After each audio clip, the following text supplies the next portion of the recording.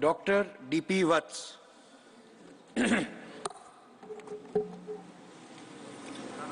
Thank you सभापति जी। आपको देख के तो मैं ऐसा महसूस करता हूं कि हरियाणा की बात कर लें। वैसे मैं 2 दिन से सुन रहा हूं, अगर अपोजिशन बेंचेस की सुने तो ऐसे लगता है स्थिति कुछ अलग है, मगर इंटरनेशनल एजेंसीज और ट्रेजरी बेंचेस और एक्चुअल देखें तो हिंदुस्तान मोदी जी की क़यादत में इतना बड़ा एक गढ़ा पार करके, यानी कि कोविड और अब दुनिया में 2 जगह जंग चली हुई है, ऐसे हालात में भी हमारी सबसे तेजी से बढ़ती हुई इकोनॉमी है, तो ये एक फख्र की बात है। But I will speak from A soldiers angle. पहले भी भारत सोने की चिड़िया रहा था, सोमनाथ सोने की चिड़िया था, मगर लुटेरा गजनी लूट के ले गया। उससे पहले भी हिंदुस्तान पे हमले होते रहे, क्योंकि हमारा डिफेंस मजबूत नहीं था और साइंटिफिक नहीं था। तो मैं डिफेंस की बात जरूर करूंगा कि हमारी ये सोने की चिड़िया की तरफ, जगत गुरु की तरफ जो हिंदुस्तान पेशकदमी कर रहा है, उसमें हम मोदी जी के सुरक्षित हाथों में कितने महफूज हैं। 2013 में डिफेंस बजट था 2.5 लाख करोड़, आज के दिन डिफेंस बजट है 6 लाख करोड़।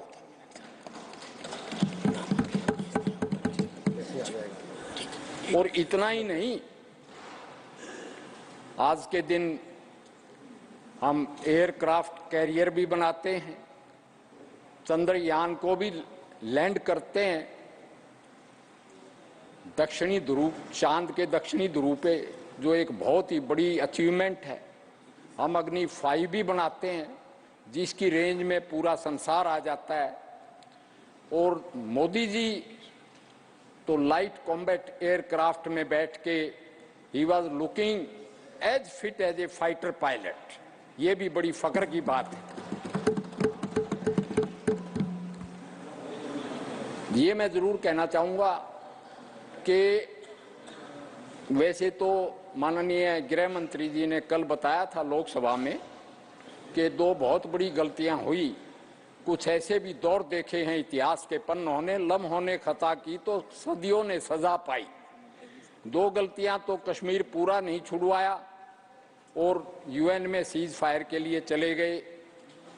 इस पे तो काफी डिस्कशन हुआ, मगर मैं कहता हूं 4 गलतियां नेहरूवियन लीगेसीज टू दिस कंट्री, यानी partition of the country for the personal ambition of Jinnah and Nehru, यानी कि देश का विविसेक्शन हुआ, 30 लाख मारे गए, करोड़ों माइग्रेट हुए।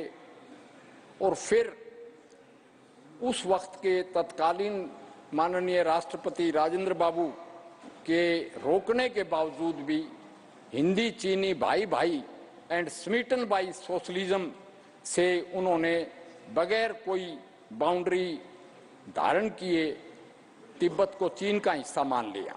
ऐसी स्थिति आ गई कि आज के दिन ये स्वरूप युद्ध चेंज कर गया और हिंदुस्तान जब से आजाद हुआ है, सो कॉल्ड आजादी was in fact to begin with was बर्बादी।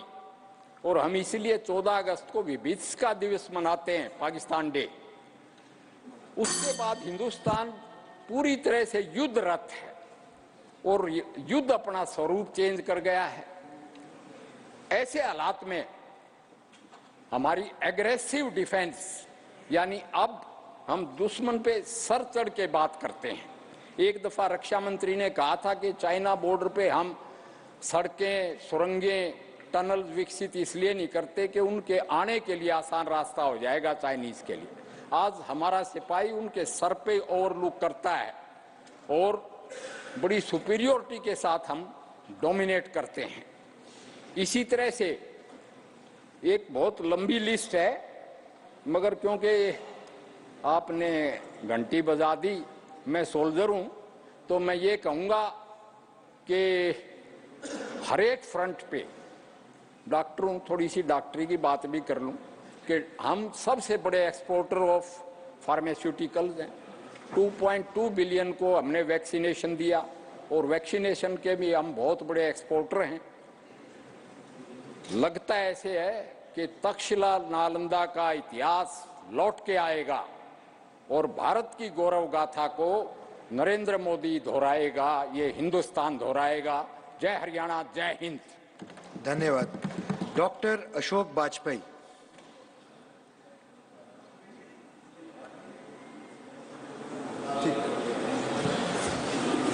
माननीय उपसभापति महोदय,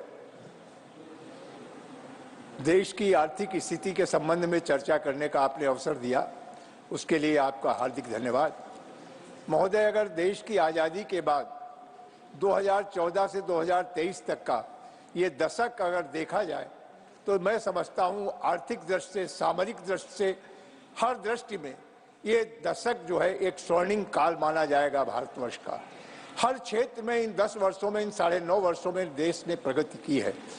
अगर आप चाहे आर्थिक दृष्टि से देखें, चाहे सामरिक दृष्टि से देखें, सामाजिक दृष्टि से देखें, हर क्षेत्र में ये देश आगे बढ़ा है और इस बात को कोई भी झुठला नहीं सकता। हमारे विपक्ष के बैठे मित्रों ने भले ही तमाम आंकड़े यहाँ पर प्रस्तुत करने का प्रयास किया हो, लेकिन उनकी अंतरात्मा भी ये बात को समझती है कि इन 10 वर्षों में जिस तेजी के साथ देश हर क्षेत्र में आगे बढ़ा है वो अकल्पनीय है और इन लोगों ने कभी उसकी कल्पना भी नहीं की होगी कि देश इतनी तेजी के साथ प्रगति कर सकता है। जबकि इन 10 वर्षों में देश ने कोरोना जैसी महामारी को भी झेला, दो बड़े युद्ध हो रहे हैं दो देशों के, और उनके चलते तमाम सारी दुनिया के विकसित देशों की अर्थव्यवस्था भी घुटनों पर आ गई, लेकिन उसके बाद भी ये देश निरंतर आगे बढ़ रहा है और सामाजिक सेवाओं के क्षेत्र में भी समाज के प्रति जो दायित्व है सरकार का, उसका भी जिस तेजी के साथ निर्वहन कर रहा है। इन तमाम सारी चुनौतियों के बाद भी देश आगे भी बढ़ रहा है, सामाजिक दायित्वों का भी निर्वहन कर रहा है। तो इसलिए मैं कहता हूं ये दशक है, ये स्वर्णिम काल होगा देश के आर्थिक दृष्टि से, सामरिक दृष्टि से और विभिन्न क्षेत्रों में प्रगति की दृष्टि से ये 10 वर्ष बहुत ही मूल्यवान होंगे। मान्यवर, आप देखें जिस तरीके से आज देश, जो हमारे देश के यशस्वी प्रधानमंत्री माननीय मोदी जी ने स्वावलंबन का नारा दिया, तो आज हर क्षेत्र में, यहाँ तक खिलौने तक जो विदेशों से आयात हुआ करते थे, चाइना से करोड़ों रुपए के खिलौने आते थे, आज देश में खिलौना उद्योग भी इतनी तेजी के साथ बढ़ा। दीपावली में विदेशों से आने वाली तमाम वो झालर और वो बिजली की रोशनी, वो सारी जो करोड़ों रुपए की आयात हम करते थे, देश ने मोदी जी के आह्वान पर देश ने स्वयं उन सारी चीजों का निर्माण करना प्रारंभ किया और जिससे कि हम बड़े सभी क्षेत्रों में धीरे धीरे हम स्वावलंबन की ओर बढ़े हैं। आप देखें मान्यवर, 1 लाख करोड़ से ज्यादा रक्षा उत्पाद जिनको कि हम आयात करते थे दूसरे देशों से, उन रक्षा उत्पादों को हमने देश के अंदर बनाने का काम किया, इंडिजिनस। और आज इतना ही नहीं, हवाई जहाज से लेकर प्रचंड जैसे हेलीकॉप्टर भी हमारा HAL बनाने का काम कर रहा है। तो आज मैं देखो औद्योगिक दृष्टि से देश कितनी तेजी के साथ प्रगति कर रहा है। और ऐसा नहीं कि हमारे तेजस विमान का लोहा आज सारी दुनिया मान रही है कि जिस तेजी के साथ हमने तेजस विमान और प्रचंड जैसे हेलीकॉप्टर बना करके दुनिया को दिखाने का काम किया है कि भारत हर क्षेत्र में सक्षम है। आप जैसे देखें चंद्रयान पर जितनी सफलता के साथ हमने लैंड किया और उसके बाद जो आज सारी दुनिया के सामने है कि हमने हर क्षेत्र में अपनी प्रगति को आगे बढ़ाने का काम किया है। और आज इस बात से सभी लोग 80 करोड़ लोगों को निःशुल्क राशन देने का, ये मान्यवर कोई छोटा दायित्व तो नहीं था। कोरोना जैसी महामारी में तमाम गरीबों के रोजगार चले गए थे, जो मजदूरी करते थे उनके रोजगार चले गए, लोगों के सामने खाद्यान्न का संकट था। ऐसे में हमारी सरकार ने, यशस्वी नेता माननीय मोदी जी ने कहा, देश के उन गरीबों के लिए 80 करोड़ लोगों को राशन देने का काम करेंगे। और जब से ये प्रक्रिया शुरू हुई 2020 से आने वाले 2028 तक के लिए इसे सुनिश्चित कर दिया गया कि निःशुल्क राशन हम गरीबों को उपलब्ध कराने का काम करेंगे। 80 करोड़ लोग इससे लाभान्वित होने का काम करेंगे। मान्यवर, गरीब बीमार हो जाता था, इलाज नहीं हो पाता था, उसके पास पैसा नहीं होता। माननीय प्रधानमंत्री जी ने आयुष्मान योजना चलाकर 5 लाख तक का इलाज हर गरीब का निःशुल्क की व्यवस्था कर दी। उससे गरीबों के जीवन में भी रोशनी आई। गंभीर बीमारी, चाहे हृदय रोग की हो, किडनी की हो या कोई और गंभीर बीमारी, उनका इलाज गरीब आदमी नहीं करा पाता था। आज सभी अस्पतालों में उनके लिए आयुष्मान योजना के अंतर्गत इलाज की व्यवस्था। हम स्वच्छता की बात करते थे, लेकिन जब से प्रधानमंत्री मोदी जी ने स्वच्छता का नारा दिया, देश में एक नई क्रांति आई है। और आज अगर आप देखें सामाजिक जीवन में भी स्वच्छता का कितना बड़ा महत्व है और कितनी तेजी के साथ देश ने उसे अंगीकार करने का काम किया है। 12 करोड़ से ज्यादा स्वच्छ शौचालय बनाकर हमारी महिलाओं की इज्जत और उनके सम्मान को बढ़ाने का काम किया, इज्जत घर का रूप देने का काम किया। उज्ज्वला गैस के माध्यम से 8 करोड़ से ज्यादा महिलाओं को निःशुल्क उज्ज्वला गैस दे करके, जो वो धुएं से खाना बनाती थी, गीली लकड़ी से खाना बनाती थी, उनके जीवन में परिवर्तन लाने का काम किया। करोड़ों की संख्या में प्रधानमंत्री आवास बनाकर मानवर गरीब को भी पक्की छत देने का काम किया। जेनेरिक दवाओं के माध्यम से दवाओं की कीमत इतने बड़े पैमाने पे कम की कि आज जो दवाएं बाजार में 100 रुपए में मिला करती थी, जेनेरिक स्टोर पर 10 रुपए 15 रुपए वो दवाएं मिलती हैं। और हजारों की संख्या में जेनेरिक स्टोर बनाकर गरीबों को भी अच्छी दवाएं उपलब्ध कराने का काम हमारी सरकार ने किया है। माननीय कृषि के क्षेत्र में अगर आप देखें, किसान सम्मान निधि के माध्यम से देश के करोड़ों किसानों को निरंतर सब्सिडी देने का, उनको सम्मान राशि देने का काम किया है। और इतना ही नहीं, यूरिया हो, डीएपी हो, एनपीके हो, सारे जो हमारे कृषि के जो भी खाद थी, फर्टिलाइजर थे, उनके ऊपर एक बड़ी छूट देने का काम सरकार ने किया। और यहाँ तक कि 20% ही उनसे लिया जाता, 80% सरकार सब्सिडी देती है, जिससे किसान के ऊपर कोई अतिरिक्त भार न आने पाए। पूरे देश को नल से जल पहुंचाने का काम किया। और उसके बाद भी आज हमारे विपक्ष के लोग कहते हैं आर्थिक स्थिति पर चर्चा करने की बात करते हैं। आप जिधर दृष्टि डालेंगे उधर आपको लगेगा इन 9.5 वर्षों में विकास ही विकास दिखाई देता है। मान्यवर चाहे नेशनल हाईवेज का निर्माण हो, जहां इनके समय में 8 से 10 किलोमीटर नेशनल हाईवे बनती थी, आज 40 किलोमीटर पर डे से ज्यादा हाईवेज का निर्माण हो रहा है। इतनी तेजी के साथ हाईवेज का निर्माण हो रहा है। रेलवे के क्षेत्र में देखें, एक नई क्रांति आई है। सारे देश के रेलवे स्टेशनों का उन्नयन हो रहा है, उनका उच्चीकरण हो रहा है।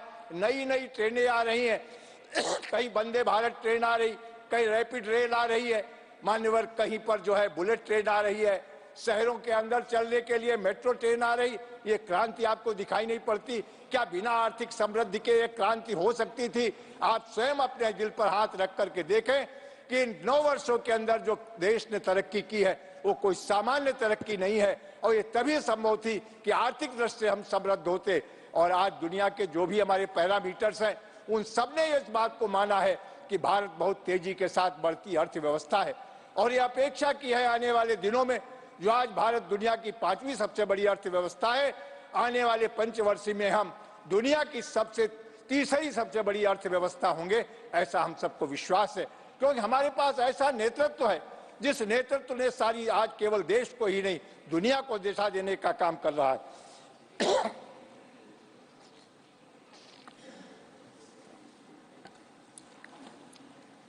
विदेशी मुद्रा भंडार में देखें मानवर किस तेजी के साथ हमारा विदेशी मुद्रा भंडार बढ़ा है। और इन विपरीत परिस्थितियों में भी, जब सारी दुनिया में आर्थिक मंदी छाई हुई है, उसके बाद भी हमने देश की अर्थव्यवस्था को कहीं भी डगमगाने नहीं दिया है। ये हमारे देश के कुशल नेतृत्व का ही प्रभाव है कि जिसके चलते हम तमाम सारे इन विकास के कार्यों को भी कर सकें। मानवर स्वास्थ्य के क्षेत्र में देखें, नए नए आयुर्विज्ञान संस्थान खुल रहे हैं। आज पूरे देश में आप एक राज्य में 2-2 आयुर्विज्ञान संस्थान बन रहे हैं। हर जिले में मेडिकल कॉलेज बनाए जा रहे हैं। आयुष के क्षेत्र में भी बड़ी तेजी के साथ प्रगति हो रही है। स्वास्थ्य के क्षेत्र में जितनी सुविधाएं जनमानस को देने का काम इस सरकार में हुआ है, वो अपने में भी एक उदाहरण है। मान्यवर आप देखें, इतने मेडिकल कॉलेज कभी नहीं बने थे। और जब तक मेडिकल कॉलेज नहीं होंगे, हमारे पास डॉक्टर नहीं होंगे। और 140 करोड़ की आबादी के स्वास्थ्य के लिए हमको चाहिए होंगे योग्य चिकित्सक। और उन योग्य चिकित्सकों को बनाने के लिए मोदी सरकार में ये लक्ष्य रखा गया है कि हर जिले में एक मेडिकल कॉलेज हो, बच्चे वहां से पढ़ के निकलेंगे, लोगों के स्वास्थ्य की चिंता करने का काम करेंगे। मान्यवर इतना ही नहीं, शिक्षा के क्षेत्र में आज देखें नए नए विश्वविद्यालयों का निर्माण हो रहा है, महाविद्यालयों का निर्माण हो रहा है। नई शिक्षा नीति लाकर सरकार ने एक देश को नई दिशा देने का काम किया है। मातृभाषा को लेकर के भी सरकार ने जो प्राथमिकता दर्शाने का काम किया है, भारतीय भाषाओं में शिक्षा हो, ये पहली बार हमारी सरकार ने आजादी के बाद इसको प्राथमिकता देने का काम किया है।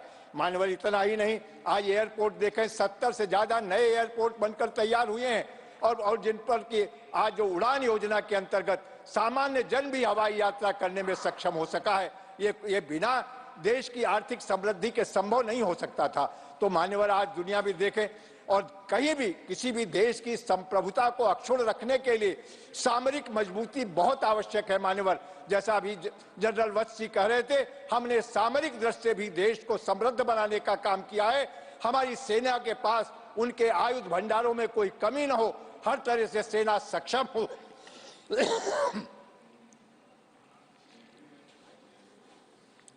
ताकि हम हर चुनौती का मुकाबला कर सकें। इसलिए आज हमारे आयुध भंडार भरे पड़े हैं तमाम उन उपकरणों से जिससे कि दुनिया से बड़ी से बड़ी ताकत का हम मुकाबला कर सकते हैं। तो मैंने जैसा कहा कि आजादी के ये 9.5 वर्ष जो माननीय मोदी जी के ये स्वर्णिम काल के रूप में देखे जाएंगे, हर क्षेत्र में देश ने प्रगति की है और आर्थिक दृष्टि से जिस तरह से देश समृद्ध हुआ है वो किसी से छिपा नहीं। केवल हमारे विपक्ष के मित्र अपनी झेप मिटाने के लिए अनर्गल आंकड़े इकट्ठा करके पेश करने का काम कर रहे हैं। ये सारी दुनिया इस बात को जानती और मान्यवर इसका सबसे बड़ा पैमाना है देश की 140 करोड़ जनता जब भी जनादेश होता है हमारी सरकार के पक्ष में आता है, क्योंकि जनता को विश्वास है कि माननीय मोदी जी के हाथों में देश सुरक्षित है, देश तेजी के साथ प्रगति कर रहा है। और इसका सबसे बड़ा उदाहरण अभी 3 राज्यों के चुनाव हुए, भारतीय जनता पार्टी जो अखंड जीतती है ये माननीय मोदी जी के प्रति और इस सरकार के प्रति जनता का विश्वास ही है कि जो हमारे प्रयासों से संतुष्ट है। सबका प्रयास, सबका विकास और ये जिस नारे के साथ हमारी सरकार आगे बढ़ रही है, आपने हमें अवसर दिया, बहुत बहुत धन्यवाद। धन्यवाद। श्री रामचंद्र जांगड़ा जी। सभापति जी, आपने मुझे भारत की आर्थिक स्थिति पर बोलने का मौका दिया, धन्यवाद। मान्यवर, परसों से इस विषय के ऊपर चर्चा हो रही है। भारत वास्तव में सोने की चिड़िया था और आज भी सोने की चिड़िया बनने के रास्ते के ऊपर है। इस देश में बाबर से पहले जितने भी हमलावर आए, भारत से लाखों मन सोना चांदी हीरे जवाहरात सब कुछ लूट कर लिए गए, फिर भी ये देश सोने की चिड़िया बना रहा। लेकिन अंग्रेजों ने न देश की संपत्ति को लूटा बल्कि देश की संपत्ति के साधनों को भी लूटा। और अगर उसकी वास्तविक तस्वीर देखनी है तो कोई भी भाई प्रेमचंद का साहित्य पढ़ सकता है, उसे भारत की असली तस्वीर का अंदाजा लग जाएगा जो अंग्रेजों ने जिस स्थिति में लाके भारत को खड़ा कर दिया था। लेकिन सवाल ये पैदा होता है कि आजादी के बाद भारत की स्थिति क्या होनी चाहिए थी। हमारे देश के शहीदों ने, सरदार भगत सिंह ने, सुखदेव सिंह ने, शहीद बिस्मिल्लाह अशफाकुल्लाह ने, शहीद चंद्रशेखर ने, शहीद राम प्रसाद बिस्मिल ने, खुदीराम बोस ने किस लिए गोलियां खाई थी, किस लिए फांसी का फंदा चूमा था, किस भारत की कल्पना की थी, किस भारत की तस्वीर सामने रखकर वीर सावरकर ने सेलुलर जेल के अंदर यातनाएं सही थी और किस भारत की कल्पना करते हुए सुभाष चंद्र बोस ने अपने हजारों आजाद हिंद सैनिकों के साथ प्राणों की आहुति दी थी। वो भारत कौन सा भारत होना चाहिए था, उसकी आर्थिक स्थिति क्या होनी चाहिए थी, हमारे सामने सवाल ये है। अभी जनरल वत्स जी युद्ध की चर्चा कर रहे थे। चाइना वार के समय में हमारे सैनिकों के पास क्या था? एक 303 की राइफल और 50 कारतूस, इसके सिवाय कोई एमिनेशन नहीं था। रेजांगला के अंदर जो हमारे सैनिकों ने शहादत दी मेजर शैतान सिंह के नेतृत्व में, उन सैनिकों की डेड बॉडी को भी देख के किसी का भी हृदय कांप सकता था कि किस स्थिति में उन्होंने वो युद्ध लड़ा था। क्या था उनके पास? कपड़े थे, ना हथियार थे, ना कुछ नहीं था। आज भारत के पास राफेल है, आज भारत के पास तेजस विमान है, आज भारत के पास प्रचंड हेलीकॉप्टर है, आज भारत रक्षा उपकरणों का ना आयात बंद कर दिया है बल्कि निर्यात शुरू कर दिया है। आज भारत लाखों करोड़, हजारों करोड़ का रक्षा उत्पादन करके विदेशों को निर्यात कर रहा है। आज भारत की आर्थिक स्थिति ये है। अब सवाल ये पैदा होता है, मेरे साथी विपक्ष के कई बार चर्चा कर रहे थे कि 2014 के बाद की बात क्यों करते हैं, 2015-14 से पहले की बात क्यों नहीं करते। भारतीय जनता पार्टी के हमारे नेता इतने कंजूस और इतने छोटे दिल के नहीं हैं। सरदेव वाजपेयी जी ने कहा था कि टूटे मन से कोई खड़ा नहीं होता और छोटे मन से कोई बड़ा नहीं होता है। सरदेव प्रधानमंत्री जी कई बार नरसिम्हा राव जी की आर्थिक नीतियों की प्रशंसा कर चुके हैं, अपने शब्दों में कर चुके हैं, कोई कंजूसी नहीं बरती है। लेकिन मैं बात करता हूं 1998 में वाजपेयी जी के आने से पहले की। मैं किसानों की चर्चा की बात करता हूं। भारत के किसान को कोऑपरेटिव लोन 10,000 रुपये 24% ब्याज के ऊपर मिलता था, और अगर 500 रुपये किसी किसान की किस्त टूट जाती तो उसको तहसील के हवालात में बंद कर दिया जाता था। गुंडों के लिए, अपराधियों के लिए बंदी प्रत्यक्षीकरण कानून था। उनको 24 घंटे में बताना पड़ता था कि आपको किस अपराध में यहां पर बंद किया गया है। लेकिन किसान के लिए कोई कानून नहीं था। जब तक वो 500 रुपए की किस्त ना भर दे तब तक महीनों तक तहसील के हवालात में जिल्लत की जिंदगी जीते हुए किसान को रहना पड़ता था। इस किसान को अपमान से किसने पीछा छुड़वाया? वाजपेयी जी की सरकार आई, सरदेव राजनाथ जी कृषि मंत्री थे, किसान क्रेडिट कार्ड बना के जो 24% ब्याज का जो रेट था उसको 7% के ऊपर लेके आए और किसान को तहसील के हवालात की जिल्लत की जिंदगी से मुक्ति दिलवा दी। ये किसने किया? याद करने की चीजें हैं। और आज किसान को 0% के ऊपर मोदी जी की नीतियों की वजह से लोन मिल रहा है। जो किसान 10 रुपए अगर किसी पड़ोसी की लड़की को कन्यादान देना पड़ता तो महाजन की बही में को अंगूठा लगा के आता था, वो किसान आज 15 लाख रुपए का ट्रैक्टर लेने के लिए अगर जाता है एजेंसी में तो कहता है नगद लूंगा, बताइए डिस्काउंट कितना देना है।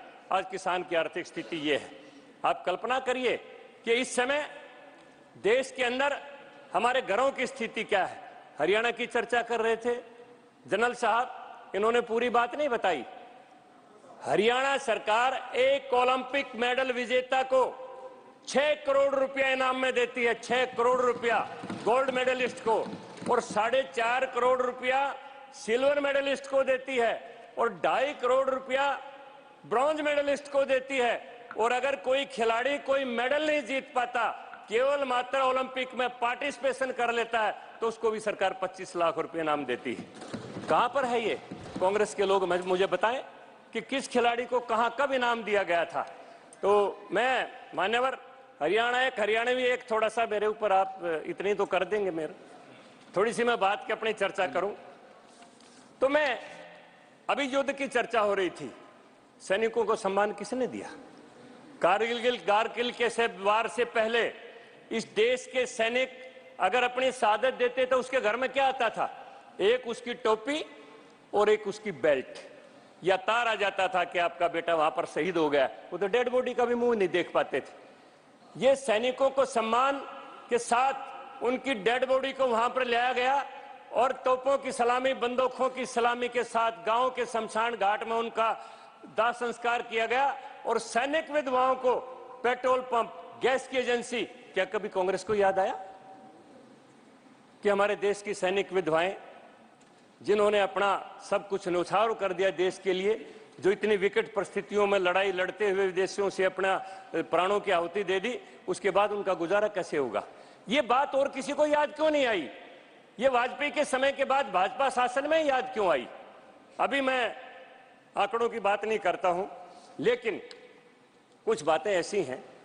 आज हमारे हॉस्पिटल्स की व्यवस्था देखिए, आज हमारे कॉलेजेस की व्यवस्था देखिए, आज हमारे यूनिवर्सिटीज की व्यवस्था देखिए, आज हमारे इंफ्रास्ट्रक्चर में सड़कों की व्यवस्था देखिए, आज वंदे भारत ट्रेन की व्यवस्था देखिए, हवाई अड्डों की व्यवस्था देखिए, और हमारे देश में जितने भी दास्ता के चिन्ह थे इस राष्ट्रीय राजधानी क्षेत्र में 1977 से पहले, हार्डिंग लेन है, ये जॉर्ज पंचम रोड है, ये जॉर्ज सस्टम रोड है, ये विक्टोरिया रोड है, ये विलिंगटन हॉस्पिटल है, ये इरविन हॉस्पिटल है। इस दास्ता के चिन्ह क्यों नहीं मिटाए गए?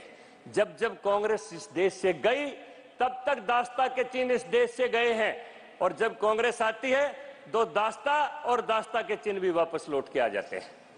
ये देश के हालात रहे हमेशा। तो मैं ये आपके माध्यम से ये बात कहना चाहता हूं कि देश की आर्थिक स्थिति के ऊपर चर्चा करते हुए अगर कोई आंकड़ों की भी बात करे तो मैं ये कह सकता हूं कि भारत एकमात्र ऐसा देश है कि 80 करोड़ लोगों को मुफ्त भोजन देने के बाद भी पहली बार भारत ने 75,000 करोड़ से ऊपर के खाद्यान्न उत्पाद विदेशों को निर्यात किए।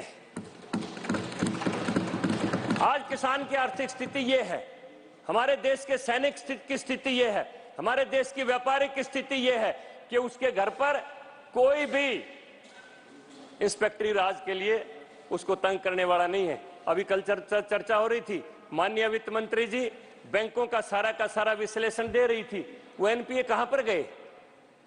ये विजय माल्या, ये मेहुल चौकसी, ये किन लोगों ने इनको लोन दिया था?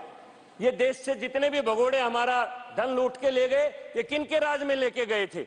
ये विश्लेषण की बात है।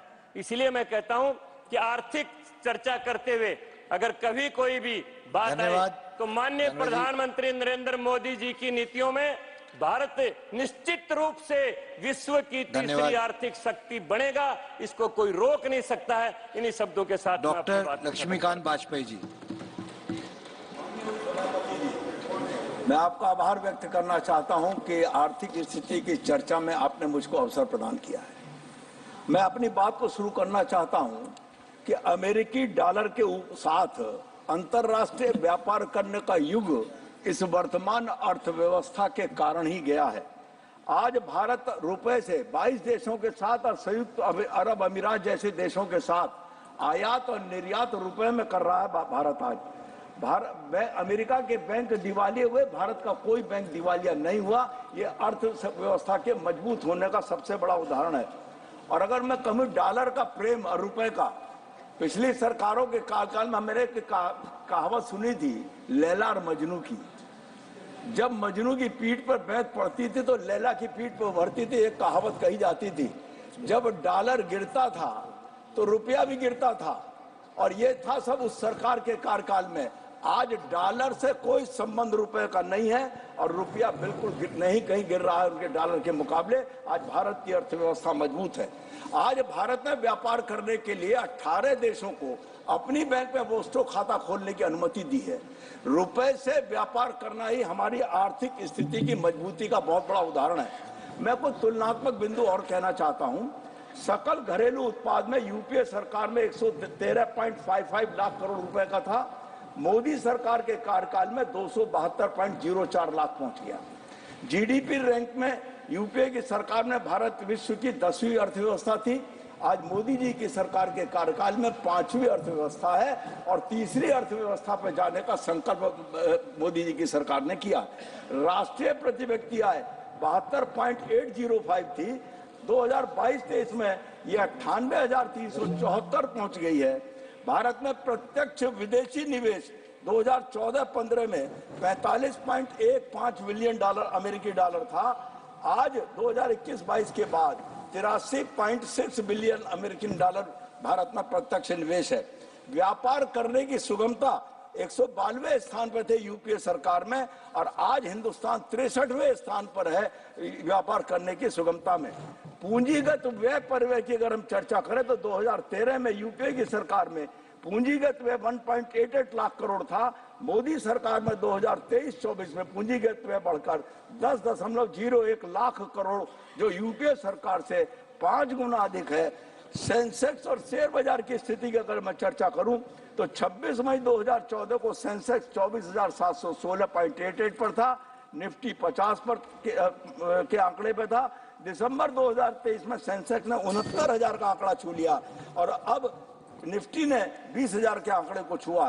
विदेशी मुद्रा भंडार 304.2 बिलियन डॉलर था यूपीए सरकार में, और मोदी सरकार में 609 बिलियन डॉलर है। 1 मिनट और दे दीजिए। Please conclude, 30 seconds. डिजिटल लेन देन की अगर 3 पॉइंट रह गए हैं। 2013-14 में 127 करोड़ का डिजिटल लेन देन था। मोदी सरकार में 12,735 करोड़ रुपए का डिजिटल लेन देन है। वित्तीय समावेशन 2014 में कुल बैंक के खातों में 17.5 करोड़ था, मोदी सरकार में बढ़कर 300.1 करोड़ हो गया है। यूनिकॉर्न में 2015 में मात्र देश में 10 यूनिकॉर्न थे, अब 9 वर्षों में यूनिकॉर्न 111 हो गए। अनुसूचित कमर्शियल बैंकों द्वारा वितरित ऋण 2013 तक 55 लाख करोड़ था, अब 141.9 लाख करोड़ है। ये है मोदी सरकार की वर्तमान मजबूत अर्थव्यवस्था का उदाहरण। धन्यवाद।